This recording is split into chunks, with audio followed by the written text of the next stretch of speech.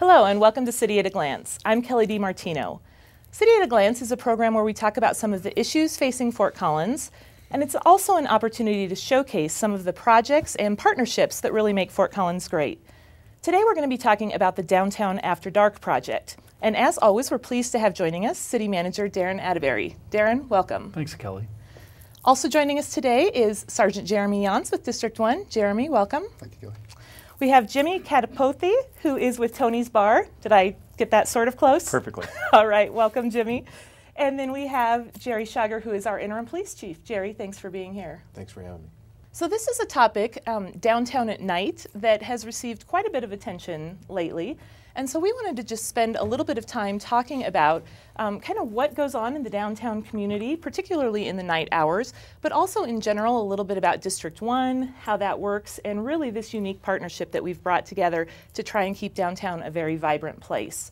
So Darren, I'm going to ask you to start off by just talking a little bit about the importance of downtown and again why this topic matters to our community. Yeah, and Kelly, thanks for having this topic. I think it's a great one. I think everyone who's watching and certainly the people around this table love the downtown. It's critical to a high-performing community to have a central business district that is really sort of the functional heart of a community, and that's what we have. In fact, you know, I think what we're going to be talking about, sort of decode today's meeting, it's that we have a world-class downtown. We want to keep it that way, and we want to even make it better. So, and that's what I'm really excited about hearing about some of the programs, because I think, we always talk about telling our story. Sometimes we don't do a great job at telling our story. There are so many great things that are going on and so many partnerships. And unfortunately, we've had some bad things happen in the past in the downtown, and certainly in our very recent past, we've had some very tragic events happen. So, I think to have a conversation, whether things are really, really challenging, or whether we're talking about how to go sort of above the level that we're at now, I think is a worthy conversation. I want to say just at the beginning that it's about partnerships. It doesn't happen just by city programs. It doesn't happen by more money. It happens by collaborations and relationships and really a good understanding of what's going on. So I hope that that's what we get to talk about today. All right, great, thank you. Well, Jeremy, maybe we can ask you to kick us off by talking just a little bit about this partnership in particular, about the Downtown After Dark initiative and how it started and really what it's intended to do. It started probably about a year and a half ago, slowly, and then picked up steam right about it a year ago. But it's just designed to kind of address some of the issues that occur after dark. And I'll reiterate something Darren said, which is that I'm asked at many meetings that I go to and talk at, why are we talking about this now? Is it worse? And it isn't. Really, it's better. As compared to 5 years ago, 10 years ago, whatever, there's constant improvements being made. So the Downtown After Dark project was not a response to something horrible going on or things getting worse downtown. As a matter of fact, it was the opposite. It was a response to things getting better downtown. And what I mean by that is that the downtown is just going through a stage, an awesome stage, where there's so much revitalization going on. Both physically in terms of structures and the alley projects and businesses rebuilding, along with new businesses coming in, new entertainment coming in. It's becoming a entertainment destination, really, for all of Northern Colorado and beyond. And so we wanted to make sure that as the face of downtown changes and as the character of downtown changes and improves, that we improve along with that. In other words, some just disorderly type of behaviors that in the past might not have had as big of an impact certainly have a bigger impact now. And so that's what we wanted to do, is start addressing those things and stay ahead of that and make sure that everything's working together and moving along together in that mission of improving the downtown area. Great. So for some of us who would define after dark as like 9:30 when we're getting ready to go to bed at 11 or something, for those of you who are down in the downtown at more like 1 a.m. or 2 a.m., which is probably more your definition of after dark, give us a sense of what it's like down there. Like, Jimmy, what do you see down there? At 1 o'clock? Yeah. There's a lot of energy out there, I think, at that time of night. I think all bars are clearing out. There's a lot of people. I love it. It's dynamic. There's a lot of energy, but I mean, some of it could be negative, but I think for the most part, it's a very positive time. I mean, that's I live downtown after dark almost every night of the week. And how long have you guys been down there? How long? Since 1977, and I've been working downtown after dark at that time of night since I was 21. Wow. So you've seen it go through all and these it's stages. to me, it's an amazing positive growth, and I think we're lucky to have such an amazing downtown. It's just wonderful. Great. And how about Jeremy or Jerry? What do you know, from the police perspective? What kind of, maybe just talk a little bit about what it looks like again at 6 o'clock at night versus midnight. I guess really it's almost a three-stage type of deal. During the daytime, there's a lot of families, people shopping. It's more the retail type stuff going on, and even that goes through stages. It's really slow in the morning. I mean, not a lot of people down, and then throughout the day it gets busier. And then in the evenings, a lot of those people go home, but there's a lot of people out eating in the restaurants, and some of the retail shops have closed, but there's a lot of food and restaurants that people are going to and enjoying that type of thing. And then that starts changing around 10 o'clock or so, and more and more of those places start closing as the evening goes on. And once you get to midnight or after, for the most part, it's the bars and liquor establishments are about the only places, for the most part, left open. There's a few food places, but so then there's a different type of environment, a different type of atmosphere and crowd.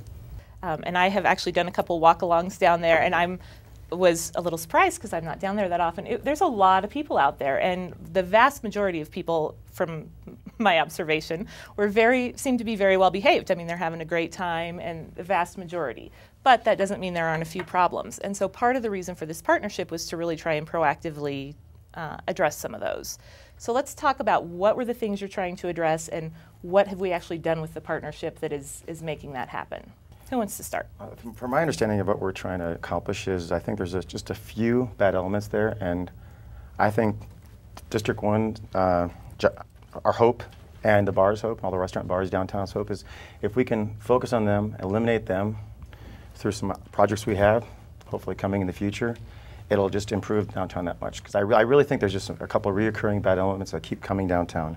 And if we can just take care of them, it's going to take care of a lot of our problems. That's what my hopes are.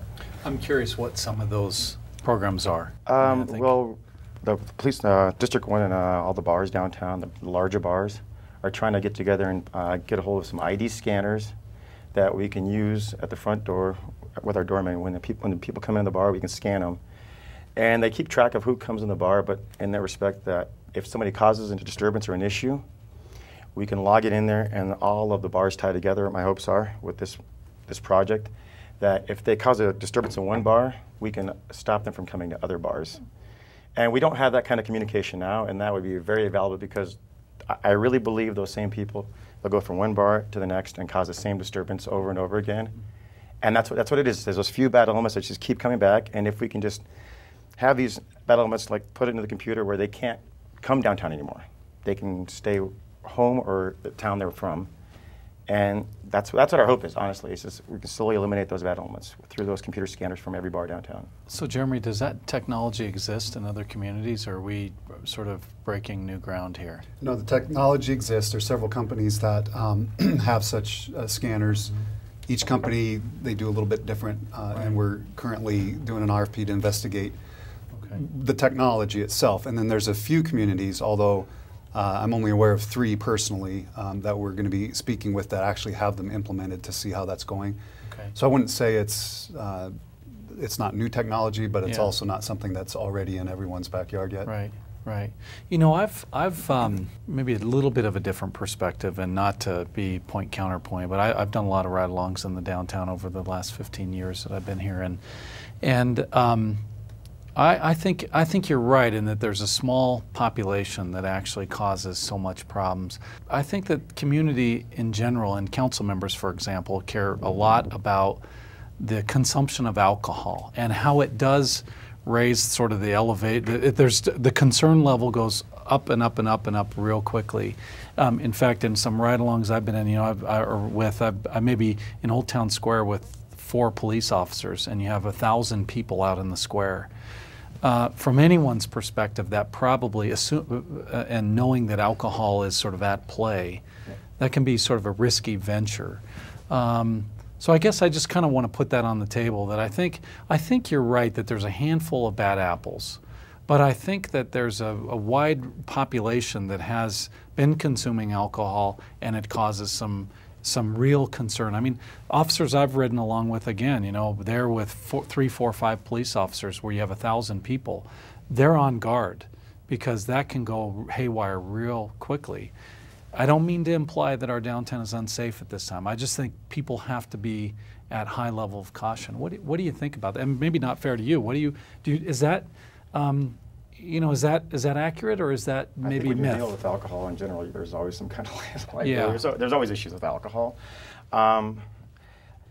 There are more people downtown than there were years ago. Like I said before, I think our downtown is getting better. And in the 80s, I think, even as a child when I was around it, I think people consumed much more alcohol. I think there was much more Really? binge drinking in the 80s and 90s. I remember growing up during college days, and when people talk about riots now, there was nothing like what I experienced when I was growing up before Collins. And that's why I think we're going forward every year. I really believe that. And I mean, it's also because there are more people downtown, the population is growing, we have more bars and restaurants. Right. So with a greater number of people, you're going to have a greater More. number of problems. Mm-hmm. But I think we can control it, I really do. So Jerry, I'd love to hear your perspective as Yeah. well. We've been letting you off easy just hanging out over here, but your perspective on that, and maybe also a little bit on the staffing levels down there to give people an idea of what the staffing levels are would be helpful. Well, I think, as has been pointed out, the good news is, I mean, we've got an economically vibrant, healthy downtown area, and that's great. And like Jeremy was saying, there are different groups of people that really enjoy that at different times. You know, be it weekdays during the day for the lunch crowd, and then the weekend and some of the events we have down there in the evening crowd. And I think it's great that really does offer a lot of people the opportunity to engage and enjoy the area. As that success occurs, you know, police services has to be careful about the way we manage that, and we have to staff that appropriately. We have to put good initiatives in place. We have to work well with the bar owners and the restaurant owners and the business owners downtown to understand their needs and to get them on board with helping us. One of the big things we do is we work with the bar staffs and training them on how to recognize over-service issues, identification types of issues and things like that, and there's a real partnership there. I think the staffing in our downtown area, I think we need to improve that. I think we need to improve that and some of the way that we manage some of these large-scale events that have just become very successful, but at the same time, we're still managing them at police services in some of the same way, with some of the same staffing levels. Over the last year, we have put 2 additional police officers in District 1.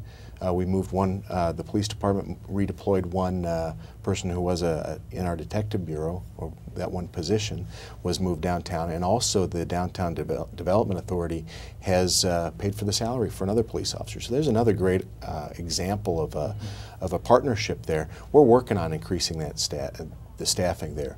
I think with the Keep Fort Collins Great tax money that the voters have generously given us, we're also going to be able to contribute some additional resources there.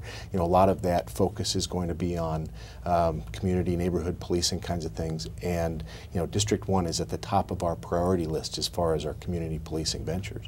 So I think there's going to be some opportunity there. We don't know exactly what that means for staffing, whether that is an immediate increase in staffing. We have hired 12 of those new police officers. They're going to be going into our training program.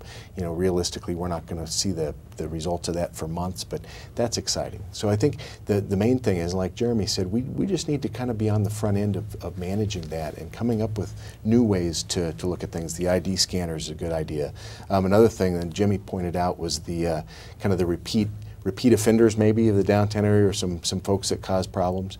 When we have that downtown diversion program where people that are cited for certain types of crimes that are cited into our municipal court, part of the disposition to that case is they are prohibited from going to the downtown area for a certain period of time. So there again, looking at strategies. What can we do with what we have in place to start making an impact? The communication is strong, it sounds like, between the the businesses and police services. I mean, would you agree with that, Jerry? Yes, we have to walk a fine line between enforcing the liquor laws on the bars and at the same time encouraging their help and participation. And it's not an exact science. There have been comments made in the past where we encourage the bars to call when they have problems, and then that information can be used against them in a liquor, some kind of a enforcement action later, saying, hey, we've been to your bar 200 times in the last 6 months or something.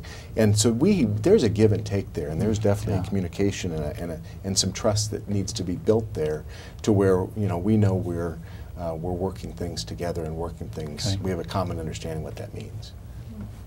Does that sound fair? I agree. In the last 7 years, it's changed quite a bit, like the relationship. In the positive direction? No, definitely positive. Good. Yes. Good to hear.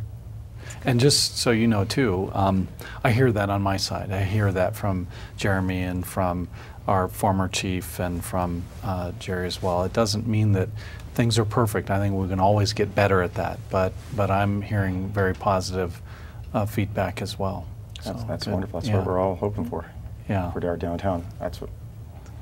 So you've talked about a few of the strategies and some innovative things we're doing. There are also some other partners who have been involved in Downtown After Dark and some other strategies that you have implemented as well. Could you talk a little bit about those, Jeremy, some of the efforts with the Parks Department maybe, Sure. Other pieces of that program specifically? Yeah, and I cannot stress enough how many partners and partnerships there are downtown. I mean, throughout the whole city, but we're here to talk about downtown. And that's what the community policing is all about, of course. But the number of people that have a vested interest and care about the downtown and are willing to step up to the plate and say, hey, we want to be a part of improving downtown and making sure everything's going well is just awesome. Some of the things we've done, and I'll touch real quick because it goes to this answer, but Darren mentioned a minute ago about there's a small number of people that actually cause some issues, but then there's these large crowds. And that's exactly accurate. So we kind of initially took the approach of addressing the people who are causing the problems. And now we're starting to transition to, we've really made some inroads in that. Now we need to get more into we just have these crowds. And they may not be causing any problems, but we need to look at crowd management and what you do when you have 1,000 people in a small area, and how do you get them home, and how do you cause problems from occurring, and just because of the sheer numbers of people. And we're transitioning a little bit into that phase now. Some of the things we've already done thus far, again, towards the beginning, they were more geared at targeting the people who are causing issues, is we worked with the city attorney and the municipal judge and the city manager's office to raise fines on some of the more commonly encountered offenses downtown. The purpose of raising the fines was to give the city prosecutor a little more leeway to work with defendants on a couple of other programs we implemented, which is a community service program, which the Parks and Recs department is running for us and doing a fantastic job at that. And if people are given a ticket for certain offenses downtown, they can work off essentially part of that fine by coming down early in the morning and working with the Parks and Recs people and doing some of the manual labor, which is a win-win. 5 early or? I'm not sure. It's I'm sure pretty early, earlier than I would want to be there. You better not get a citation. I'm just checking. You'll violate the. Let the record reflect, I do not have personal knowledge of this information. So. But they do. They come down and they do some manual labor, and it's a win-win for everyone. I've talked to some of the people that have gotten tickets and come down. As a matter of fact, the first person who came down and did community service, our own chief was there. He and I issued that ticket, ironically enough, and then a few months later he was downtown working off some of that fine.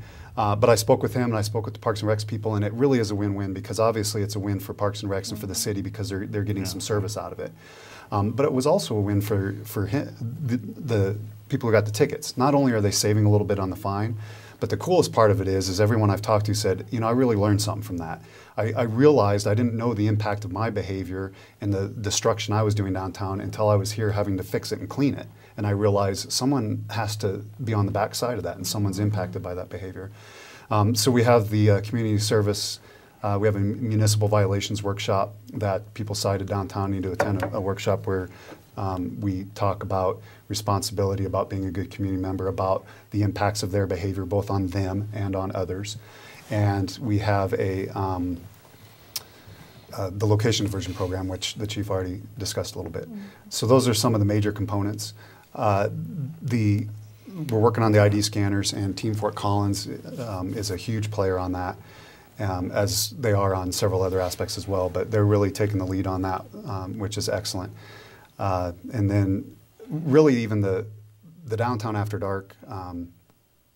It's gone beyond that, and we probably need to maybe start looking for a new name for it somewhere along the line, because we really accomplished a lot of the things we wanted to accomplish with addressing some particular issues to downtown after dark, and now we're really just looking at downtown in general and what we can do in the long run to continue improving and changing the way we do policing, and then changing the way we manage the environment day and night, really. It's not just after dark necessarily, and a lot of the things that we're doing right now are some daytime issues and other aspects.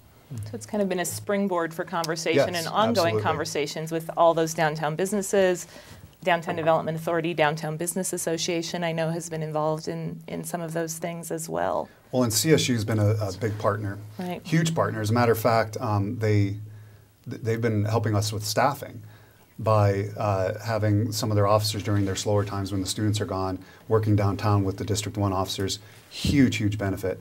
We're going to be incorporating some of the downtown after dark philosophies and learning tools into the community welcome. That's always done in the fall. It's traditionally focused on the parties in the neighborhoods, but students come downtown as well. So we want to also incorporate the message of how to be a responsible neighbor, but also how to be a responsible citizen when you come downtown. So we're working with CSU to incorporate that into the CSU Community Welcome. Been working with some of the sport teams, which are awesome, and just a lot of partners there as well.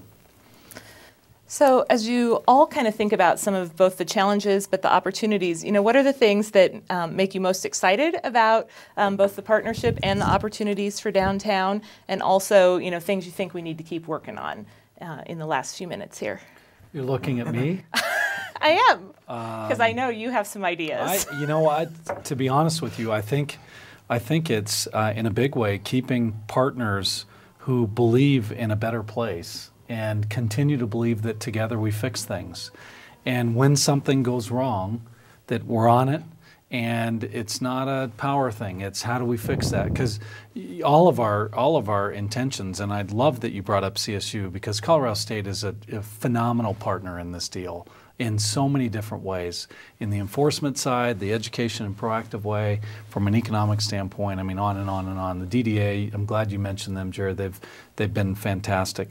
So all of us have the same interests, ultimately, the same outcomes we'd like to see, and that's a world-class downtown. And so I actually think one of the most important things is to have people like Jeremy in positions who fundamentally believe that we need to make, our job is to make it better, and to talk about stuff when things come up. And so, I'll sort of stay at that level, but I know these guys may have a lot better words than I do, or ideas. Any other thoughts? Jimmy, how about you? I agree with you 100%. I think one of the most important things we can do is work forward and work together. And like I said, our relationship is better than it's ever been, and I continue in the future. It's going to continue that way. And as long as we think that we can work together, we can fix any problem that comes up. I really believe that any situation that comes up in the future, as long as we communicate as well as we have been, it shouldn't be an issue for a long time. That's what I believe. You know what, Jerry? Also, the voters did say, we trust that you're going to use these dollars responsibly, and we trust that you're going to solve community problems, and that's kind of a big deal. That's a huge responsibility that we have as well. But you do have some resources. In fact, 2B gave police services $3.1 million more a year. Now, not all for downtown. There's a lot of other community needs that we have, but I think that's a pretty significant statement. Yeah, I agree completely. I think when you talk about the challenges, like I said, the good part is it's very successful. These large-scale events that we're hosting in the downtown area are hugely successful. we at Police Services need to keep on top of how we're managing those and make sure we're staffing those appropriately, keep those safe. Because as the crowds grow and as the influence of alcohol sometimes grows in some of these events, we need to be on top of that and make sure we have good strategies in place for planning and executing our plans. The other thing, though, also, and I appreciate Darren saying this, we also have to balance that this is a big city. And downtown is one part of a big city, so we are constantly balancing what we're doing on the Harmony Corridor, which is also a very vibrant place that's growing in the, the restaurant, bar kinds of places in that corridor. And it isn't just a sleepy little town with one downtown area. We have the Campus West areas, also has a lot of needs there. So we do have to keep balancing that, and it can't be the one focus, but at the same time, it's a very high priority on the list. And we mentioned 2 additional officers, but I'm not sure people know, what is the staffing level in District 1? Like, how many officers total do you have down there? We have 7 officers and then myself and a civilian crime prevention specialist as well. And again, though, that's for 7 days a week, 24 hours a day in theory. And we actually do, out of those 7 people, we staff Sunday through Saturday. We do staff 7 days a week, and we staff both days and nights. So it's at any given time, it's pretty thin. But it's also important to know that the calls downtown are being answered by the regular patrol staffing. So we may have 10 police officers out there working a specific shift and have 2 of them assigned to that northeast part of town. Now, Jeremy's folks are specifically dedicated to downtown issues. They will take calls in the downtown area, but really we want them to have time to talk to business people, to work proactively on some of those strategies. So that doesn't mean that's the only people that are responding to calls downtown. Right. I think that's an important distinction. But they hopefully have some capacity in their schedule to be able to work some of these additional issues that come up. Yeah. And that's a great point, that proactive piece is in large what has led us to the primary topic of today's conversation, which was that Downtown After Dark program, right? That was a project that was a proactive initiative and partnership from the area. So we are at the end of our time. As we close real quickly, any final thoughts? Jerry, we'll start with you. Well, I'm excited. Also, like Jimmy said, I'm excited about the future of downtown. There is just no downside to me in that. We just need to work together and keep managing that the best that we can, and keep our partnership strong. And I think things are going to be 10 years from now are going to be incredible down there. Great. Thanks for being here, Jimmy. And I'm optimistic as well about downtown, and I'm looking forward to the future and what my children are going to see and my grandchildren are going to see and be part of in Fort Collins. All right, great. Well, thanks for being here today. Jeremy? Thanks for having me. I just want to stress again that everything we've been talking about for several weeks and even months is because of how wonderful the downtown area is, not the opposite. And we just really look forward to all the continued improvements and advancements downtown. Jimmy's here as a representative of one of the bar owners, in part because he was on the original Downtown After Dark committee, which kind of fell by the wayside because it grew way beyond that, as I mentioned earlier. And so the original group in and of itself really doesn't exist anymore.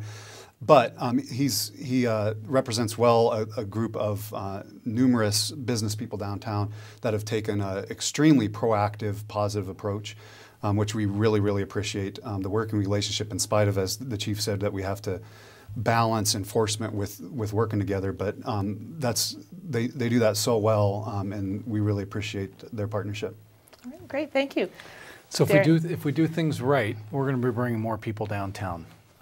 That's part of it, and really throughout the community, spending money, having fun, and respecting their community. I think with Mason Corridor coming on, you're going to see more people coming down, and we're going to have even a further vibrancy to downtown. I just want to say I appreciate the work that you guys are doing. I appreciate your leadership in the business community, and I get to say publicly, I'm really glad that you're in the job you're in. I think we're really lucky to have you here, and I think you're having a profound impact down there, and I appreciate you very much. Thank you.